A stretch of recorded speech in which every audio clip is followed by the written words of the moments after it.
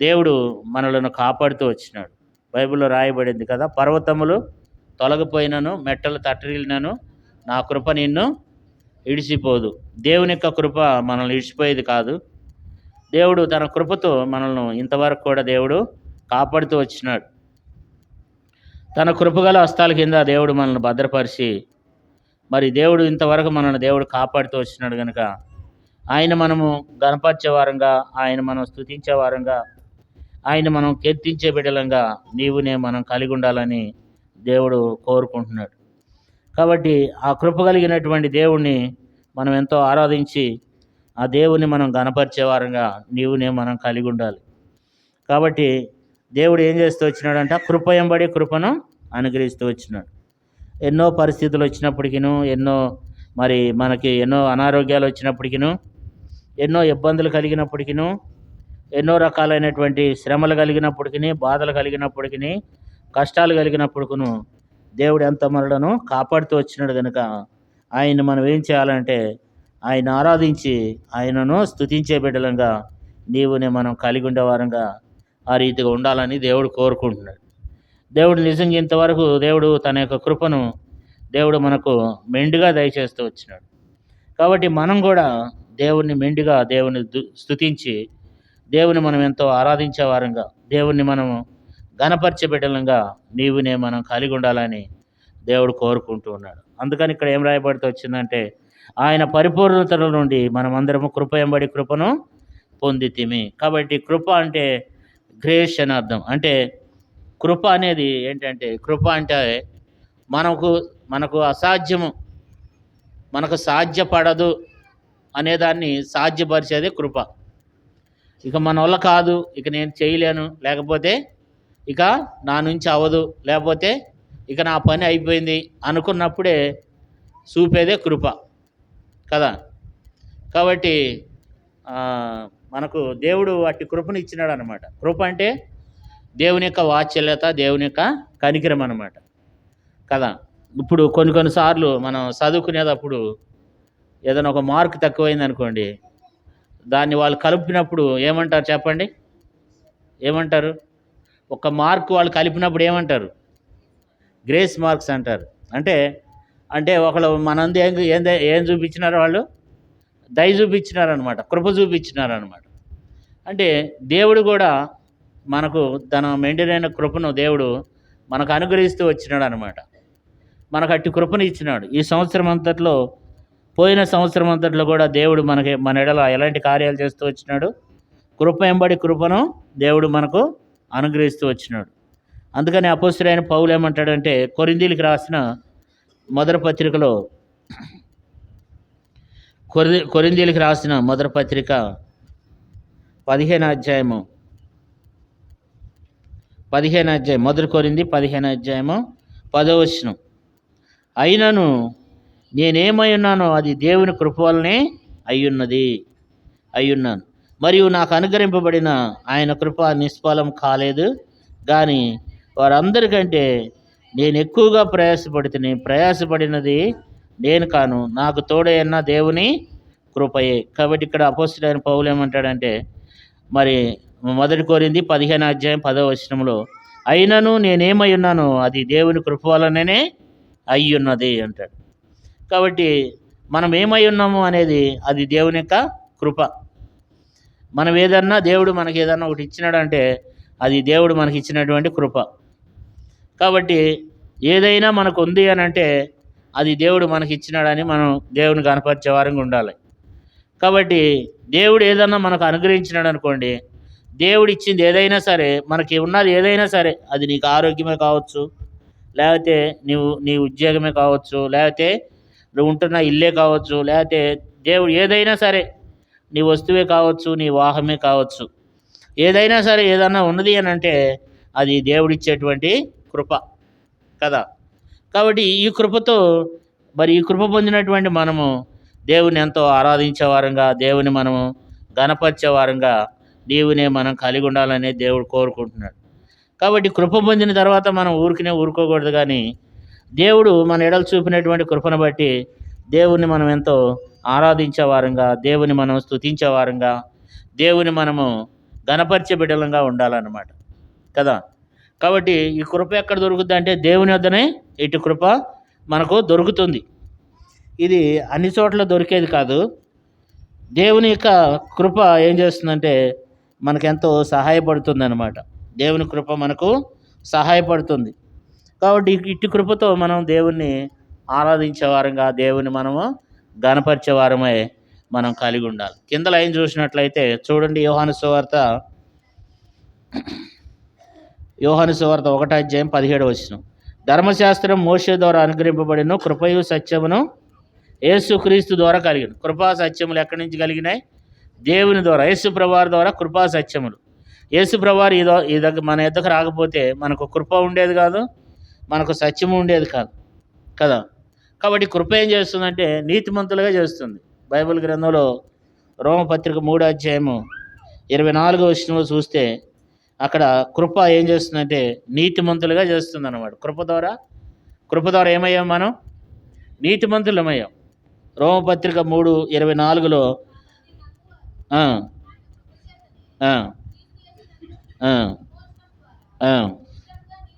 కాబట్టి నీతిమంతులం ఎట్లయ్యాం? బైబిల్ రాయబడింది, నీతిమంతుడు లేడు, ఒక్కడును లేడు కదా. కాబట్టి ఆయన కృప ద్వారా మనం ఏమయ్యాం? నీతిమంతులంగా చేయబడ్డాం అన్నమాట. బైబిల్ చదివిస్తుంది, నీతిమంతుడు లేడు, ఒక్కడు కూడా లేడు అంట కదా. ఏ భేదం లేదు, అందరూ పాపం చేసి దేవుడు అనుగ్రహించు మహిమను పొందలేకపోతున్నారని బైబిల్ చెప్తుంది. కాబట్టి మరి అలాంటి పరిస్థితిలో యేసు ప్రభువారు ఈ లోకానికి వచ్చి అనీతిమంతులమైన మనం, పాపులమైన మనలను నీతిమంతులుగా చేసినాడు. అదే కృప అంటే. మరి పాపులు మరి ఎట్లా నీతిమంతులు అవుతారు అని అంటే ఆయన కృప ద్వారా ఏం చేస్తాడు? కాబట్టి ఒక పాపి నీతిమంతుడు కావడం అసాధ్యం. కానీ ఆయన కృప ద్వారా మనం ఏమైనామంట? నీతిమంతులుగా చేయబడుతూ వచ్చినామని బైబిల్ చెబుతుంది కదా. ఇంకోటి ఏంటంటే ఎఫెసీయులకు రాసిన పత్రిక 2వ ఎఫెసీ 2:8 చదవండి. మీరు విశ్వాసం ద్వారా కాబట్టి రెండోది ఏంటంటే మనకు ఎక్కడి నుంచి వచ్చింది రక్షణ అంటే, రక్షణ ఎక్కడి నుంచి వచ్చింది? ఆయన కృప ద్వారా కలిగింది. ఆయన కృప ద్వారా నీతిమంతులం. ఆయన కృప ద్వారా మనకేం కలిగింది? రక్షణ కలిగింది కదా. ఆయన కృప లేకపోతే మనకు రక్షణ లేదు. ఈ దినాన్ని మనం రక్షణ పొందినాం అంటే అర్థం ఏంటంటే ఆయన కృప మనకేమైంది?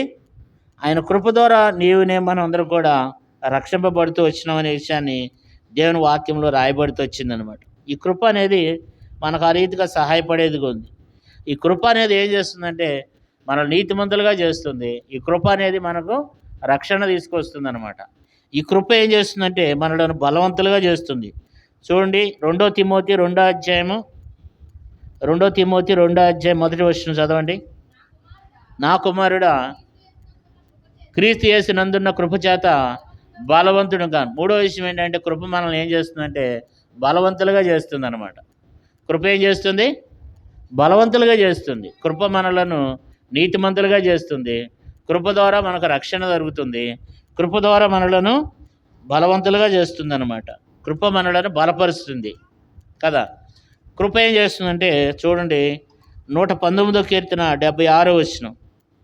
119:76 చదవండి.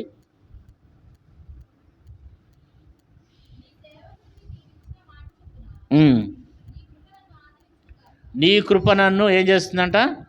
కృప ఏం చేస్తుందంటే ఆదరిస్తుందంట. కృప ఏం చేస్తుంది? ఆదరిస్తుంది అన్నమాట.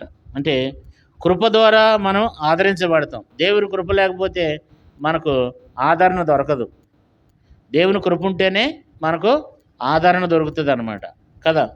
కాబట్టి ఇప్పుడు మరి కృప ద్వారా నీతిమంతులుగా, కృప ద్వారా రక్షణ పొందినాం, కృప ద్వారా మనం బలపరచబడుతున్నాం, కృప ద్వారా ఆదరించబడుతున్నాం కదా.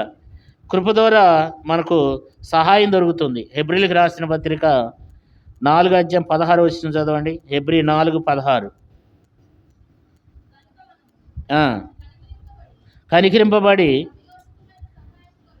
సంయోచితమైన సహాయం కొరకు కృప పొందినట్లు ధైర్యంతో కృపాసనం వద్దకు చేరుదము. అంటే దేవుని యొక్క సహాయం కొరకు వెళ్ళాలి అంటే, దేవుడు మన ప్రార్థన వినాలంటే మనకేం కావాలి?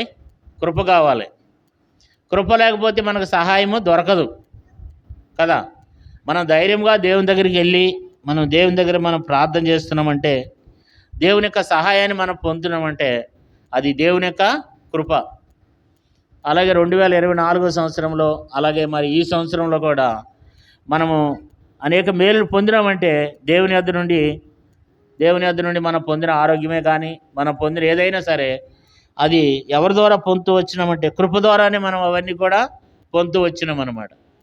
కాబట్టి దేవుడు అట్టి కృపను దేవుడు మనకు అనుగ్రహిస్తూ వచ్చినాడు అనమాట. చదువుకుందాం చూడు, 2 కొరింథీ 9:8. ఉమ్, ఉమ్, ఉమ్, ఉమ్, ఉమ్, ఉమ్, ఉమ్. కాబట్టి దేవుడు సర్వసమృద్ధిని దేవుడు అనుగ్రహించేవాడుగా ఉన్నాడు. దేవుడు సర్వసమృద్ధి కలిగినటువంటి కృపను దేవుడు మన ఎడల ఏం చేస్తూ వచ్చినాడు? విస్తరింపజేస్తూ వచ్చినాడు కదా. కాబట్టి కృప ద్వారా ఇన్ని మేళ్ళు ఉన్నాయి. కృప ద్వారా మనకు ఎన్నో మేలులు, ఎన్నో ఉపకారాలు కదా. కాబట్టి ఆ కృప మనలను ఎడబాయింది, మనల్ని ఎడవనటువంటిది దేవుని యొక్క కృప కదా. కాబట్టి ఇప్పుడు అందుకని పౌలు ఏమంటున్నాడంటే, నేనేమై ఉన్నానో అది దేవుని కృప వలనే అయ్యున్నది అంటాడు. అంతేకాదు చూడండి, చదువుకుందాం. యోహాను సువార్త 1:17. యోహాను 1:17. ధర్మశాస్త్రము మోషే ద్వారా అనుగ్రహింపబడిను, కృపయో సత్యమును యేసుక్రీస్తు ద్వారా కలిగను. ధర్మశాస్త్రము మోషే ద్వారా నియమింపబడింది. ధర్మశాస్త్రం ఎవరి ద్వారా? మోషే ద్వారా. కృపా సత్యములు ఎవరి ద్వారా? యేసు ప్రభు ద్వారా. ధర్మశాస్త్రము మోషే ద్వారా నియమింపబడింది. ఇక్కడ ఏముంది? ధర్మశాస్త్రం మోషే ద్వారా అనుగ్రహింపబడెను, కృపయు సత్యమును యేసుక్రీస్తు ద్వారా కలిగను. మనం ఏది కోరుకుంటాం? ధర్మశాస్త్రం కావాలా? కృప కావాలా? ఏది మనల్ని సరిచేస్తుంది? ఏది మనకు మేలు? కృప మేలా? ధర్మశాస్త్రం మేలా? చెప్పండి. కృప బెటరా? ధర్మశాస్త్రం బెటరా? బిగ్గరగా చెప్పండి. కృప కావాలి కదా. ధర్మశాస్త్రము అది మనల్ని ఏం చేస్తుందంటే, ధర్మశాస్త్రం వల్ల మన పాపముని చూపిస్తుంది. ధర్మశాస్త్రము ఇదిగో నువ్వు ఈ పాపం చేసినావు, లేకపోతే ఇదిగో నువ్వు ఈ రీతిగా నడుచుకుంటున్నావు, మన యొక్క జీవిత విధానాన్ని చూపిస్తుంది ధర్మశాస్త్రం. కానీ కృప ఏం చేస్తుందంటే, మనకు కలిగినటువంటి ఇబ్బందుల నుంచి, కష్టాల నుంచి, బాధల నుంచి, లోకముల నుండి, పాపం నుండి మనల్ని విడిపించేదిగా ఉంది. కృప మనల్ని నీతిమంతులుగా చేసేది ఉందన్నమాట. కాబట్టి ధర్మశాస్త్రం అనేది ఎలాంటిదంటే అది చాలా కఠినమైంది. అసలు నిజమైన ధర్మశాస్త్రాన్ని మనం ధర్మశాస్త్రాన్ని ఉపయోగిస్తే ఎవరు కూడా దేవుని యొక్క మందిరానికి రావడానికి అర్హులు కాదు. ఎందుకంటే ధర్మశాస్త్రం అనేది చాలా కఠినమైనది అది కదా. మోషే రాసిన ధర్మశాస్త్రము చాలా కఠినమైనది. ఎందుకంటే ధర్మశాస్త్రము ధర్మశాస్త్రము బట్టి చూస్తే దేవుని మందిరానికి రావడానికి మనం అర్హులం కాదు. ఎందుకంటే ధర్మశాస్త్రమును బట్టి చూస్తే ఆ దినాల్లో అన్యులు ఎవరు కూడా దేవుని మందిరంలోకి, మనం ఎవరు చెప్పండి? అన్ని జనాంగం కదా. మనం దేవుని మందిరానికి రావడానికి, దేవుని సన్నిధికి రావడానికి, దేవుని ఆరాధించడానికి మనం ఏ రకంగా కూడా మనం అర్హులం కాదు కదా. కానీ యేసు ప్రభువు వారి ద్వారా మనం ఇప్పుడు దేవుని మందిరంలోకి వచ్చినాం. ధర్మశాస్త్రము ఏం చేస్తుందంటే మనలను వేరు చేస్తుంది. నువ్వు అసలు అర్హుడివే కాదు ధర్మశాస్త్రాన్ని బట్టి చూస్తే నువ్వు అసలు ఏమాత్రం కూడా అర్హురాలు కాదు, అర్హుడివి కాదు. నువ్వు ఆరాధించడానికి లేదు, దేవుని మందిరానికి కూడా రావడానికి లేదు కదా. అందుకని ధర్మశాస్త్రం ఏం చేసిందంటే 2 స్థలాలు ఏర్పాటు చేసింది. ఒకటి అతి పరిశుద్ధ స్థలం, ఒకటి పరిశుద్ధ స్థలం కదా. ప్రజలందరూ ఎక్కడ ఉండేవాళ్ళు? పరిశుద్ధ స్థలంలో ఉండేవాళ్ళు. అతి పరిశుద్ధ స్థలానికి ఎవడు రావడానికి లేదు. అతి పరిశుద్ధ స్థలం అంటే ఇట్లా దేవుని అక్కడ మందసం, అక్కడ దేవుని సన్నిధి ఉండేటువంటి స్థలం. ఒక యాజకుడు మాత్రమే సంవత్సరానికి ఒకసారి దాంట్లోకి వెళ్ళాలి. మిగతా వాళ్ళు ఎవరు కూడా వెళ్ళటానికి వీల్లేదు. దేవుని దగ్గర ఎవరు కూడా దేవుని చూడటానికి లేదు, దేవుని దగ్గర మొరపెట్టడానికి లేదు. అంటే వాళ్ళందరూ ఎక్కడ ఉండేవాళ్ళు అంటే పరిశుద్ధ స్థలంలో ఉండేవాళ్ళు అనమాట. ఆ రోజుల్లో ధర్మశాస్త్రం అంటే 3 భాగాలు అనమాట. ఒకటి ఆవరణం, రెండోది పరిశుద్ధ స్థలం, మూడోది అతి పరిశుద్ధ స్థలం. అతి పరిశుద్ధ స్థలంలోనికి వెళ్ళాలంటే అందరూ వెళ్ళటానికి ఏమాత్రం కూడా శక్తి ఉండదు. వెళ్ళామంటే చచ్చిపోతాం. యాజకులు సంవత్సరానికి ఒకసారి ఎంతో పరిశుద్ధంగా ఉండి యాజకులు మాత్రమే ఆ యొక్క దేవుని యొక్క మందిరంలో అతి పరిశుద్ధ స్థలంలోనికి వెళ్ళేవాళ్ళు. తర్వాత వాళ్ళ నడడానికి ఒక తాడు కట్టి లోపలికి పంపించేవాళ్ళు. వాళ్ళు వేసుకున్న అంగీకి కింద గంటలు ఉంటాయి అన్నమాట. అంటే ఆ గంటలు కనుక మోగటం ఆగిపోయిందంటే ఇక మనవాడు చచ్చిపోయాడేమోనని చెప్పి తాడు పట్టుకుని బయటికి లాగేస్తారు. అంతేగాని అతి పరిశుద్ధ స్థలంలోనికి ఎవడు వెళ్ళటానికి లేదు. అది ధర్మశాస్త్రం అంటే. కానీ యేసుక్రీస్తు ప్రభువారు ఈ భూమి మీదకి రావటం ద్వారా ఆ తెర ఏం చేయబడింది చెప్పండి? రెండుగా చీల్చబడింది అనమాట. అది కృప అంటే కదా. ఇప్పుడు మనం ఎక్కడికి వచ్చినాము అంటే మోషే ధర్మశాస్త్రం నుండి ఏం చేసాం మనం? ఇప్పుడు కృపలోనికి వచ్చినాం కదా. ధర్మశాస్త్రముల నుండి కృపలోనికి వచ్చామన్నమాట. ఇప్పుడు ఎవరైనా దేవుని మందిరానికి రావచ్చు. ఎవరైనా దేవుని మందిరానికి రావచ్చు.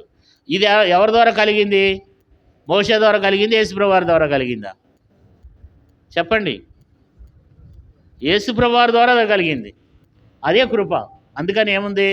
ధర్మశాస్త్రం మోషే ద్వారా అనుగ్రహింపబడిను, కృపా సత్యములు యేసు ద్వారా కలిగిను. కాబట్టి యేసు ప్రభు ద్వారా మనకు కృప కలిగింది. ఈ రోజున దేవుని మందిరంలోకి వచ్చి మనం దేవుని స్తుతిస్తున్నామంటే అది ఎవరిది అంటే దేవుని యొక్క కృప కదా. రెండోది ఏంటంటే ధర్మశాస్త్రం అంటే ఎట్లుండేదంటే కంటికి కన్ను, పొంటికి పన్ను. చూడండి, చదువు నిర్గమకాండం 21:24 చదవండి.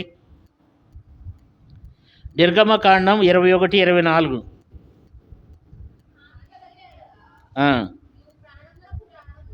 ప్రాణమునకు ప్రాణము, కంటికి కన్ను, పంటికి పళ్ళు. చూసారు, ఇక్కడ చూసినట్లయితే దెబ్బకి దెబ్బ, ప్రాణానికి ప్రాణం వెంటనే. అంటే ధర్మశాస్త్రం అట్లుండేదన్నమాట. ఎవడన్నా మనం దెబ్బ కొట్టాడు అనుకోండి, మనం మరలా తిరిగి కొట్టడమే. ఎవడన్నా మనం ఎవడన్నా మన చెంప మీద ఒకడు కొట్టాడు అనుకోండి, మనం వెంటనే వాడి చెంప మీద 2 కొట్టడమే. కంటికి కన్ను, పొంటికి పన్ను. ధర్మశాస్త్రం అంత కఠినంగా ఉండేదన్నమాట. దేవుడు అది నియమించినాడు ఆ రోజుల్లో. కానీ ఇప్పుడేమంటున్నాడు యేసుప్రభువారు అంటే నిన్ను ఒకడు అది చెంప మీద కొడితే 2వ చెంప కూడా అప్పగించమంటున్నాడు కదా. అంటే ఇది ఏంటంటే కృపను దేవుడు మనకు అనుగ్రహించినాడు అనమాట. దేవుడు కృపనిచ్చినాడు. మూడో విషయం ఏంటంటే నిర్గమకాండం 35 2వ. నిర్గమ 35 2వ. 6 దినములు పని చేయవలను, 7వది మీకు పరిశుద్ధ దినము, అది యెహోవా విశ్రాంతి దినము. దానిలో పనిచేయి ప్రతివాడును. కాబట్టి విశ్రాంతి దినంలో ఎవడైతే దేవుని మందిరానికి రాలేదో వాళ్ళకి ఏం శిక్ష కలుగుద్దంట? మరణ శిక్ష. దేవుని మందిరానికి రాకపోతే వాడిని పట్టుకొచ్చి ఆ వ్యక్తికి ఏం వేసేవాళ్ళు అంటే మరణ శిక్ష విధించేవాళ్ళు అనమాట. ఈ రోజుల్లో ఉన్నట్టు కాదు.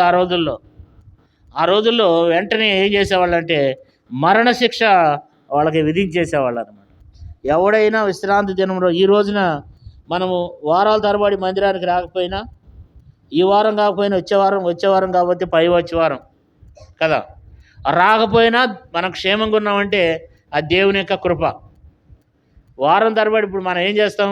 వారాల తరబడి దేవుని మందిరానికి రాకపోయినా అది ఎవరి కృప చెప్పండి? ఆదివారం పనికి వెళ్ళిపోతారు కదా, ఆదివారం సొంత పనులకు వెళ్ళిపోతారు, లేకపోతే ఆదివారం ఇవాళ ఏం వెళ్తాంలే అని ఉంటాం కదా.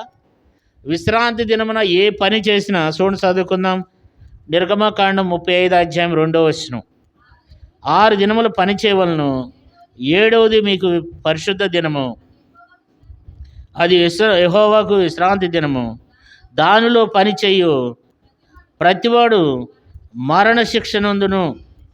విశ్రాంతి దినమున మీరు మీ ఎండలలో ఎక్కడను అగ్ని రాజపెట్టకూడదని వారితో చెప్పిన. అంటే సర్వ సమాజంతో దేవుడు చెప్పించాడు ఏంటంటే విశ్రాంతి దినం రోజున ఎవడైనా పని చేస్తే ఏమని ఉంటారు?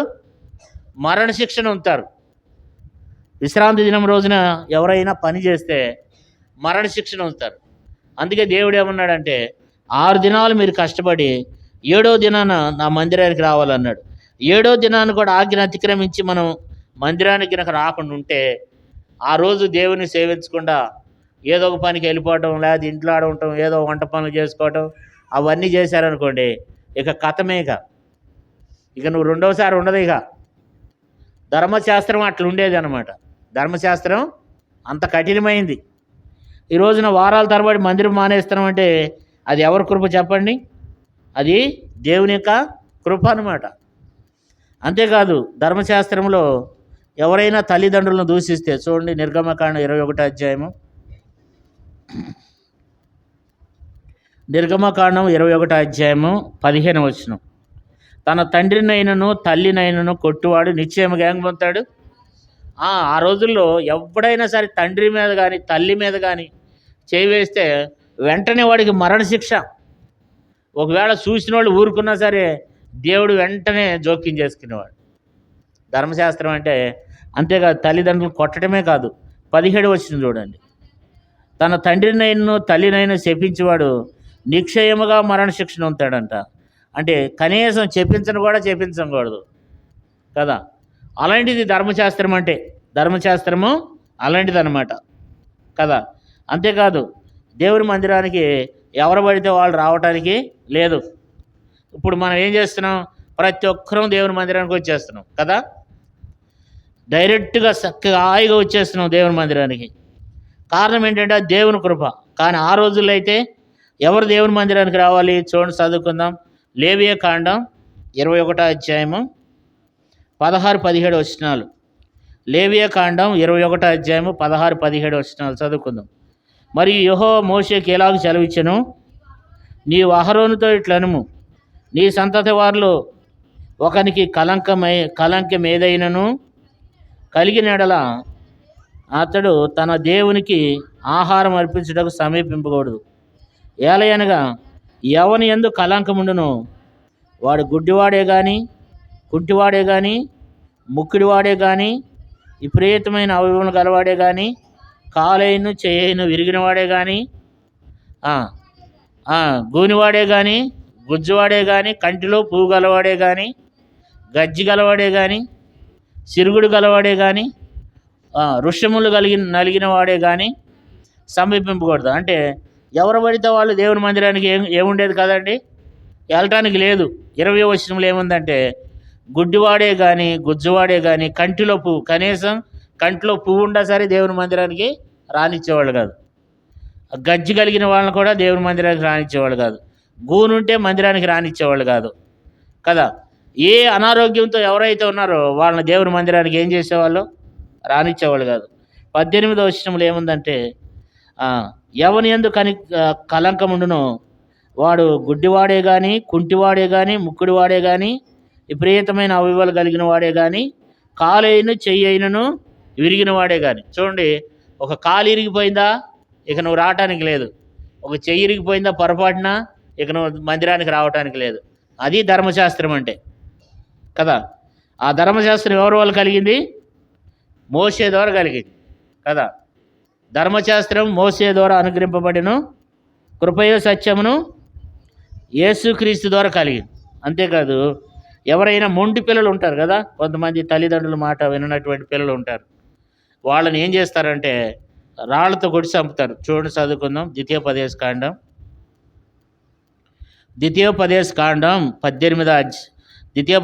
21 అధ్యాయం 18 వచనం. ద్వితీయోపదేశ కాండం 21:18 వచనం.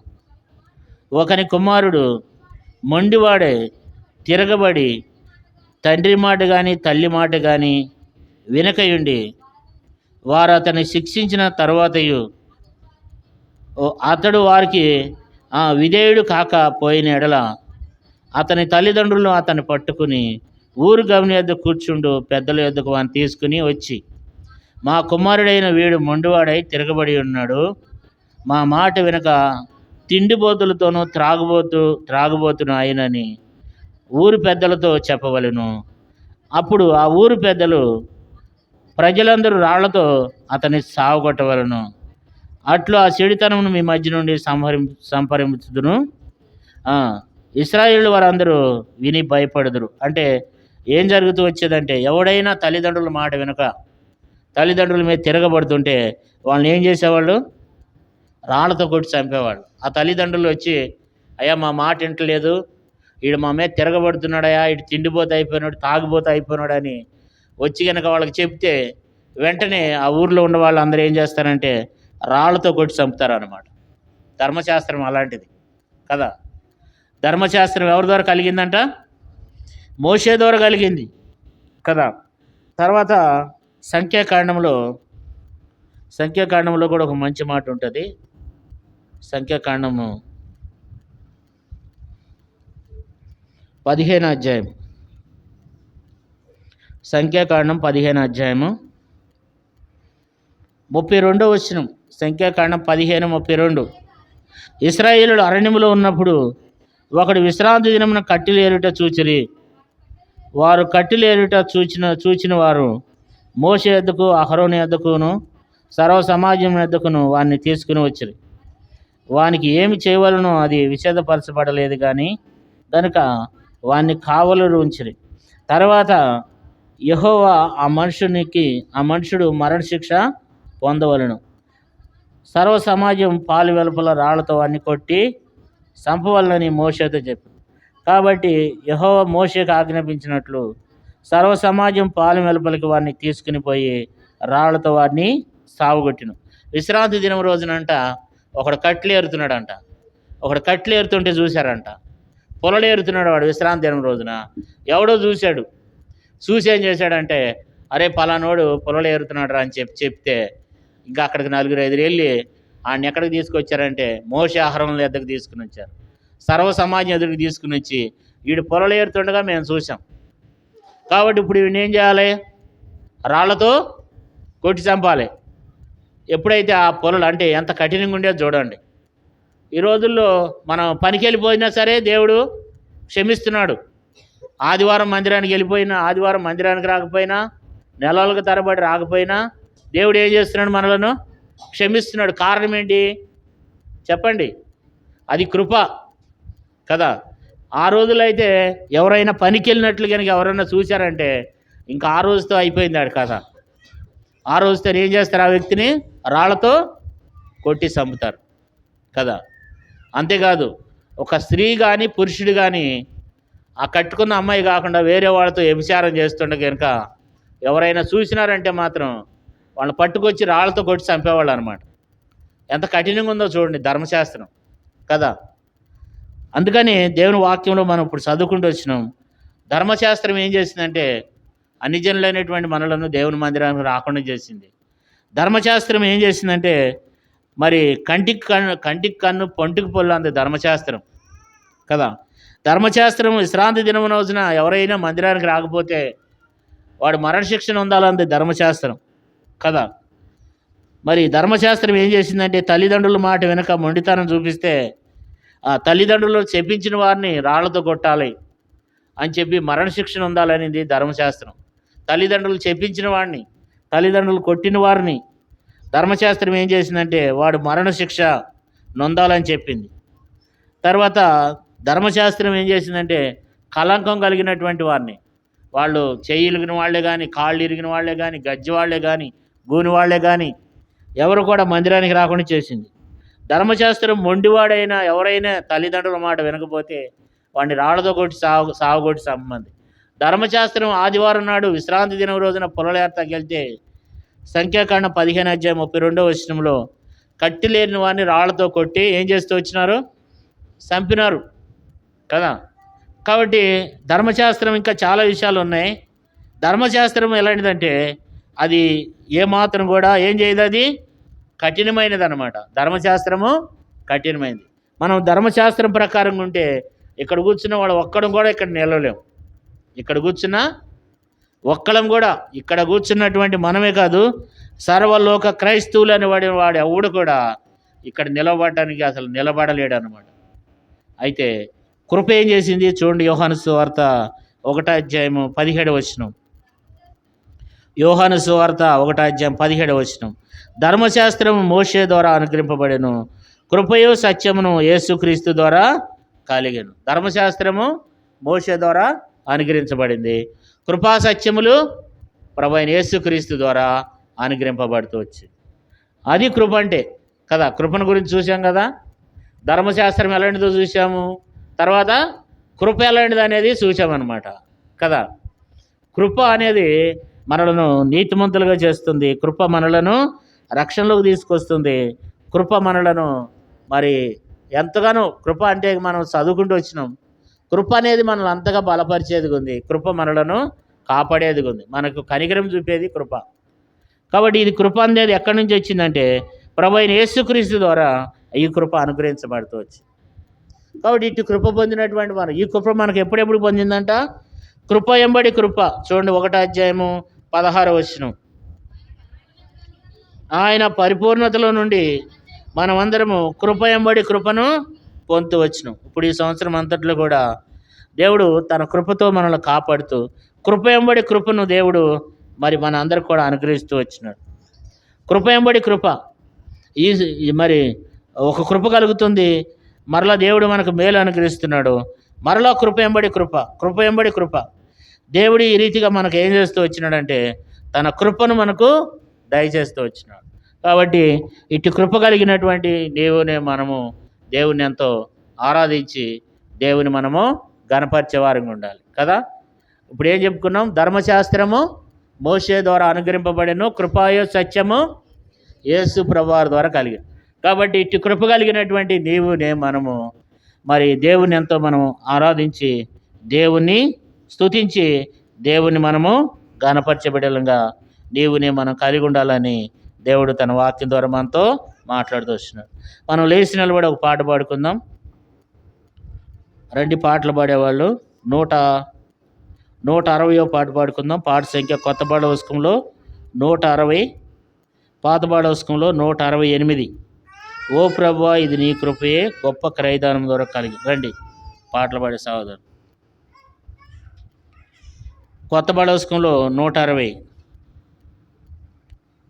పాత పాఠ్యపుస్తకంలో 158.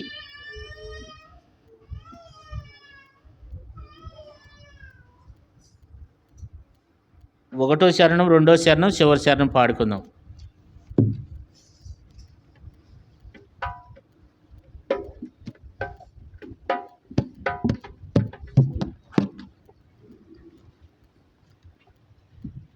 ఓ ప్రభువా ఇది నీ కృపయే గొప్ప క్రయము ద్వారా కలిగే.